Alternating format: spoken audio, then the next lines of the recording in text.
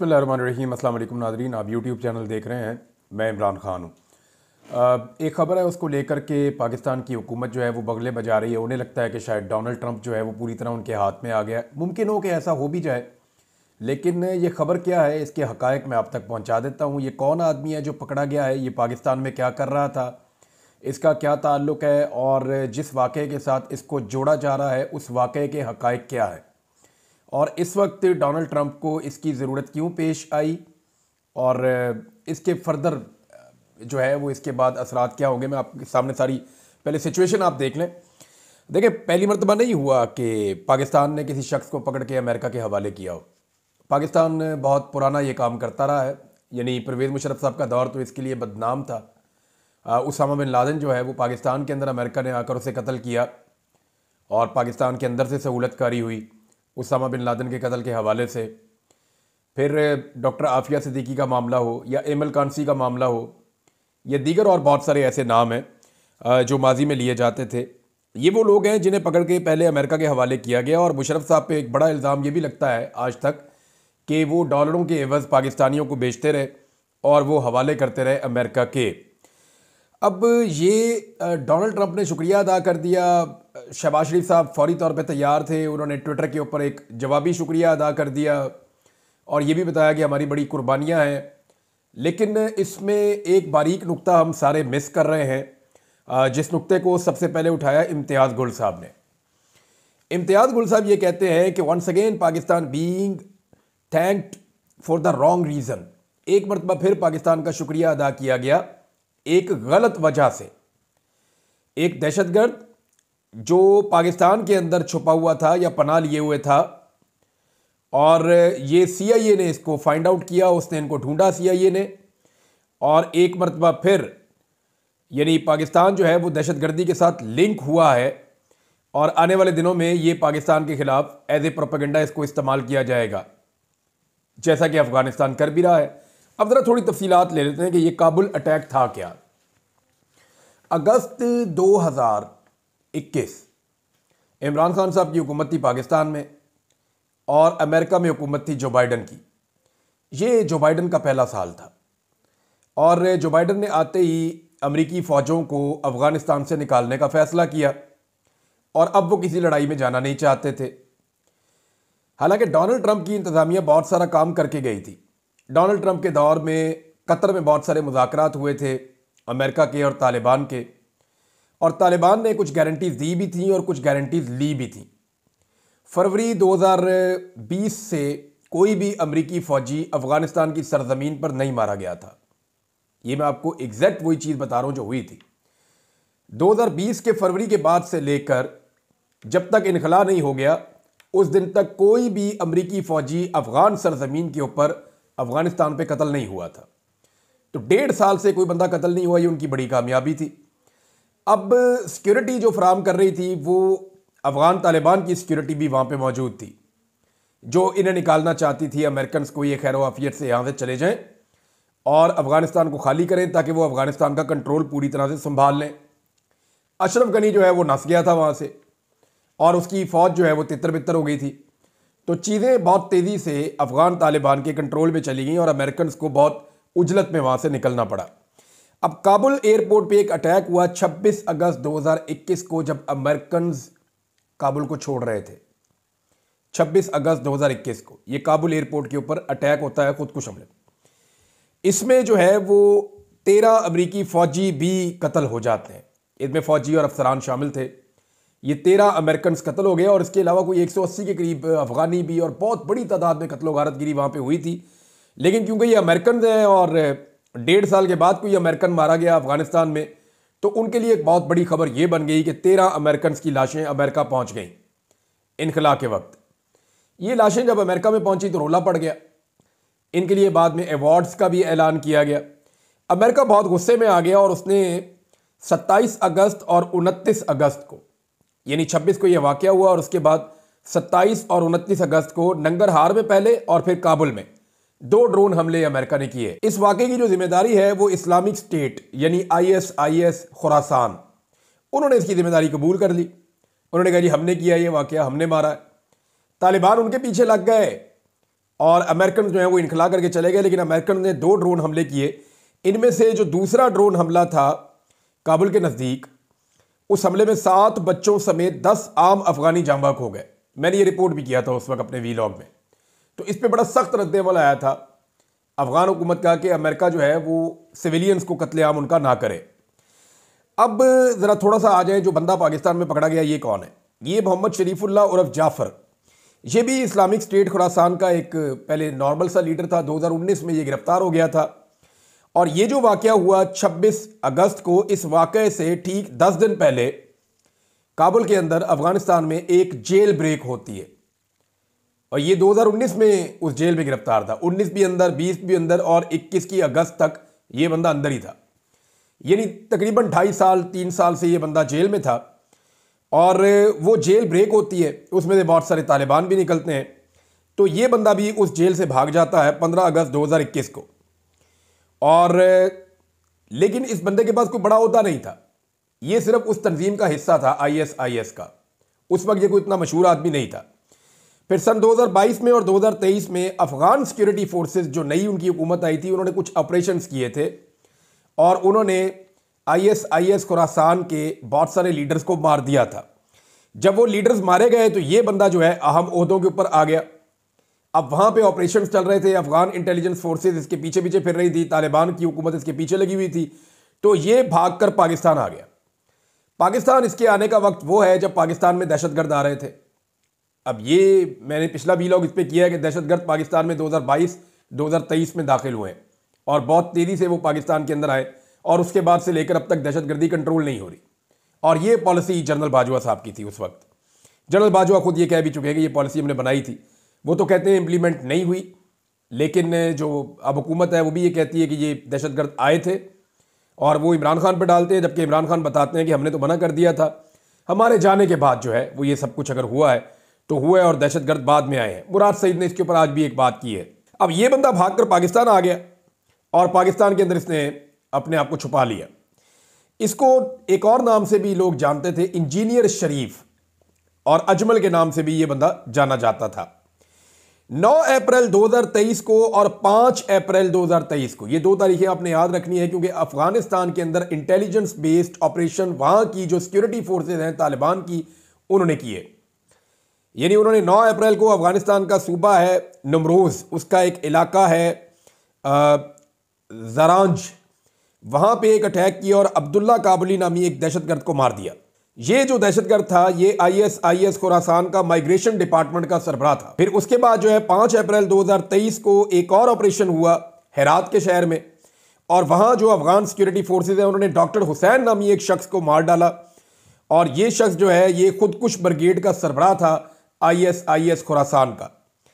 अच्छा, इस मौके पे अब ये 2 बंदे मारे गए, एक 9 अप्रैल को और एक 5 अप्रैल को। अब मैं आपके सामने एक खबर रखता हूं, ये रॉयटर्स की खबर है, और ये अब 26 अप्रैल 2023 की बात है। यानी जब ये बंदे मारे गए तो इन बंदों के मारे जाने के लगभग 15 दिन के बाद अमेरिका का जो स्टेट डिपार्टमेंट है, या जो अमेरिका का जो ऑफिशियल स्टेटमेंट है, वो आ जाता है, और वो ये बताते हैं कि काबुल एयरपोर्ट अटैक के जो मास्टरमाइंड्स हैं वो मार दिए गए हैं, तालिबान ने उन्हें कत्ल कर दिया है। ये अमेरिकन स्टेट डिपार्टमेंट इसको कंफर्म कर देता है 2023 के अप्रैल में, और 26 तारीख को ये खबर छपती है रॉयटर्स के ऊपर। दुनिया भर के अखबारात में छपी हुई, आप निकाल के उसको पढ़ सकते हैं। अब मामला ये है कि मास्टरमाइंड तो मार दिए गए थे, तो ये बंदा मास्टरमाइंड कैसे बन गया, मोहम्मद शरीफ? तो इसके पीछे अब अफगानिस्तान के जो जराए हैं वो ये क्लेम कर रहे हैं, और कुछ अमेरिका में भी लोग ये कह रहे हैं कि इसके पीछे सबका फ़ायदा। सबका फ़ायदा ये है, एक तो CIA चाहती है कि पाकिस्तान की जो मौजूदा रजीम है इसके कुछ ताल्लुकात बेहतर हों डोनाल्ड ट्रंप की इंतज़ामिया के साथ, नंबर 1। नंबर 2, इसके पीछे कहानी ये बताई जाती है कि डोनाल्ड ट्रंप ये साबित करना चाहता है कि उसके लिए सबसे मुकद्दम और सबसे मोहतरम अमेरिकनों की जानें हैं। जिन्होंने अमेरिकन की जानें ली हैं वो आज भी उनके पीछे जा रहा है, और वो बंदे उठाकर लेकर आया है, बंदा उठाकर उसने अमेरिका पहुंचा लिया है। तो इससे डोनाल्ड ट्रंप को भी फायदा होगा। पाकिस्तान को इससे क्या फायदा होगा? पाकिस्तान इसको सारे को जो है वो इमरान खान के खिलाफ एक टूल के तौर पे देख रहा है। यानी अगर आप देखें ना, यहां पे एक स्टेटमेंट है गवर्नर सिंध का, और आप स्टेटमेंट देखें और फिर आपको समझ आ जाएगी कि वैसे स्टेटमेंट कैसा दिया है गवर्नर सिंध ने। इनकी आप हरकतें देखें। गवर्नर सिंध कामरान टिसोरी ने कहा है कि आज अमेरिकी सदर डोनाल्ड ट्रंप भी अफवाज पाकिस्तान और एस्टेब्लिशमेंट की तारीफ कर रहे हैं और दहशतगर्दी के खात्मे में पाकिस्तान के किरदार को सराह रहे हैं। आज कुछ लोगों के जादू टूने भी कामयाब नहीं हुए और अमेरिकी सदर के बयान ने कुछ लोगों के बयानिए को जमीन बोस कर दिया है। जादू टूने, यानी जादू टूने का लफ्ज अगर गवर्नर इस्तेमाल कर रहा है तो इसका मतलब यह है वो इसको सियासी मकसद के लिए इस मामले को लेकर जा रहा है और जादू टूना कहकर ये नॉर्मली जो है वो टारगेट करते हैं बुशरा बीबी को। अब जब इनके ऊपर जवाब आता है तो फिर ये औरत कार्ड खेलते हैं, फिर ये कहते हैं जी कि अब इखलाकियात नहीं है। अब पाकिस्तान तहरीक इंसाफ की जो लीडरशिप है उसने ये चीज़ें बहुत बर्दाश्त की और इमरान खान साहब के ऊपर जितना ज़्यादा ये मड स्लाइडिंग की गई या इस तरह के ज़ाती हमले किए गए उतने तो किसी और के ऊपर किए भी नहीं गए। तो जनाब जादू टूने वाला बयानिया इन्होंने इसको करार दे दिया है। यहाँ एक और अब पाकिस्तान के अंदर जो दहशतगर्दी के वाक़यात हैं वो बढ़ते जा रहे हैं। बन्नू के ऊपर जो हमला हुआ, ये मैंने सारी कहानी आपको बता दी कि एक्चुअली इसके पीछे क्या है, ये बंदा कौन है, इसको एग्जेजरेट क्यों किया जा रहा है, क्या ये वाकई मास्टरमाइंड है और लेकिन ये है दहशतगर्द, ये बात बिल्कुल ठीक है और इन दहशतगर्दों को सज़ा मिलनी चाहिए। ये एक कामयाब ऑपरेशन था, ये भी बात बिल्कुल ठीक है। लेकिन इसको जो कहा जा रहा है, कुछ सोर्सेज ये कह रहे हैं कि ये वो एक्चुअली नहीं है और वो उससे पहले हो चुका है। जो मास्टरमाइंड है वो 2023 के अप्रैल में कहा जाता है कि मारे गए हैं। अच्छा जी, अब बन्नू के ऊपर जो अटैक हुआ उस पर जो सरकारी खबर जारी की गई उस पर अवाम शदीद तरीन मायूसी और गुस्से का इजहार कर रही है। अवाम रद्दमल दे रही है, वो ये कह रहे हैं कि हमारे 18 लोग शहीद हो गए हैं, क्या वो इंसान नहीं है? तो आप कैसे कह सकते हैं कि हमला नाकाम हो गया? जिनकी जानें गई हैं और दर्जनों लोग जख्मी हुए हैं, आप इस हमले को कैसे नाकाम हमला करार दे सकते हैं? इसकी जिम्मेदारी कौन कबूल करेगा? किसकी पकड़ होगी इस मामले में? पाकिस्तानी ये सवाल बार बार उठा रहे हैं। अली अमीन गंडापुर साहब ने इसी इशू के ऊपर ये कहा कि ये मामला जो है ये अफगानिस्तान के साथ जुड़ा है, पाकिस्तान के अमन व अमान का, और हमें अफगानिस्तान के मामलात की तरफ तवज्जो देनी पड़ेगी। वफाक ने सारी तवज्जो पीटीआई पर मरकूज की है जिसके नतीजे में दहशतगर्दी ने दोबारा सर उठाया है। तमाम मसाइल का हल अफगानिस्तान से मुज़ाकरात में है। हमारी हुकूमत में दहशतगर्दी ना होने के बराबर थी।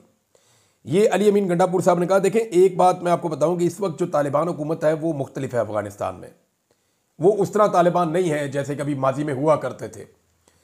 उन्होंने जिन लोगों ने अमेरिकन पे अटैक किया उन्होंने उनको भी ढूंढ के उनका कत्लेआम किया है तालिबान ने। अगर आप उनके साथ एंगेजमेंट करें तो ये जो दहशतगर्द अनासिर हैं, चाहे वो सरहद के इस तरफ हैं चाहे सरहद के उस तरफ हैं, उन दोनों को टारगेट किया जाए अगर दोनों तरफ से, तो पाकिस्तान कामयाब ऑपरेशंस के नतीजे में चंद महीनों के अंदर ही दहशतगर्दी को हमेशा के लिए ख़त्म कर सकता है। सिर्फ दोनों को अपने हिस्से का रोल प्ले करना पड़ेगा, लेकिन उसके लिए एंगेजमेंट ज़रूरी है कि अफगानिस्तान की जो हुकूमत है, चाहे वो आपको पसंद है या नहीं है, लेकिन आपको उस हुकूमत के साथ एंगेजमेंट्स करनी पड़ेंगी। नाज़रीन, पाकिस्तान में जो बढ़ती हुई दहशतगर्दी के मामलात हैं, इस पे ह्यूमन राइट्स कमीशन को भी तशवीश हुई है और उन्होंने तशवीश का इजहार किया है और खैबर पख्तूनख्वा में दहशतगर्द हमलों में ख़तरनाक हद तक इजाफा हो चुका है। बन्नू हमले में ख़वातीन और बच्चों समेत कई कीमती जानें ज़ाया हुई हैं। बलूचिस्तान में भी अस्करियत पसंदों के हमलों में इजाफा हुआ है जहां शहरियों को निशाना बनाया जा रहा है। कराची में पुलिस अफसर का दहशतगर्दों के हाथों कत्ल इस अमर की निशानदेही करता है कि रियासत शहरियों के तहफ़्फ़ुज़ में मुसलसल नाकाम हो रही है। और उन्होंने कहा कि सूबाई और वफाकी हुकूमतों से मुतालबा किया कि अंधाधुंध क्रैकडाउन करने की बजाय मौसर इंटेलिजेंस और शवाहिद पर मबनी हिकमत अमली तरतीब ने इंसदाद दहशतगर्दी की कार्रवाइयों में मुनसिफाना ट्रायल और एहतसाब के उसूलों को यकीनी बनाया जाए। अब देखें, तवज्जो तो सियासी मामलात के ऊपर है पाकिस्तान के इदारों की, उनको वो तवज्जो वहाँ से हटाकर अपने असल मामलात की तरफ लानी पड़ेगी। मेन मसला तो ये है और जब ये होगा तो फिर आप देखेंगे पाकिस्तान में अमन व अमान आ जाएगा। पाकिस्तान पहले भी अमन व अमान कायम कर चुका है और बड़ी पाकिस्तान ने अपनी पसली शो की थी, बड़ी हिम्मत शो की थी। पाकिस्तान दोबारा भी ऐसा कर लेगा, लेकिन उसके लिए ज़रूरी है कि पाकिस्तान के इदारों में और पाकिस्तान की आवाम में एक बेहतरीन कोऑर्डिनेशन हो और जो गैप पैदा हो गया है उस गैप को हर हाल में ख़त्म किया जाए। नाज़रीन, दूसरी जानिब ईद के बाद एक बड़ी तहरीक की भी तैयारियां की जा रही हैं। इसमें पाकिस्तान तहरीक इंसाफ की जानिब से कुछ चीज़ों का क्लेम किया गया है। नंबर 1, पाकिस्तान तहरीक इंसाफ ने कहा है कि जी ईद के बाद एक ग्रैंड अलाइंस बनाया जाएगा और ये ग्रैंड अलाइंस जो है वो एहतजाज करेगा। ये शिबली फराज साहब ने इसको कंफर्म किया है कि हमारा इत्तेहाद अपोजिशन के साथ है, अगले कुछ रोज़ में इनके साथ हमारे मामला तय हो जाएंगे। ईद के बाद सब मिलकर हुकूमत के खिलाफ निकलेंगे और उन्होंने कहा कि ये 1 साल पाकिस्तान की तारीख का स्याह तरीन दौर है पीका कानून हो या 26वीं तरमीम हो, तमाम दीगर कवानीन जमहूरियत नहीं बल्कि ताकत से पास करवाए, कुछ काम नहीं किया और इश्तिहारों में अरबों रुपए खर्च कर दिए, उन्होंने ये भी कहा। और लेकिन अब वो ये कह रहे हैं कि एक बड़ा इत्तेहाद बनाया जा रहा है और इस इत्तेहाद के लिए इमरान खान साहब ने फजलुर रहमान साहब को पैगाम भिजवाया है। अच्छा, ये पैगाम इस मौके पे बहुत इंपॉर्टेंट है जो इमरान खान साहब ने फजलुर रहमान साहब को भिजवाया। सलमान अकरम राजा साहब ने यह पैगाम दिया है और उन्होंने कहा कि इमरान खान ने सरबराह JUIF को पैगाम देते हुए कहा है कि फजलुर रहमान को कहें कि ये वक्त है आप हमारा साथ दें और यही वक्त है।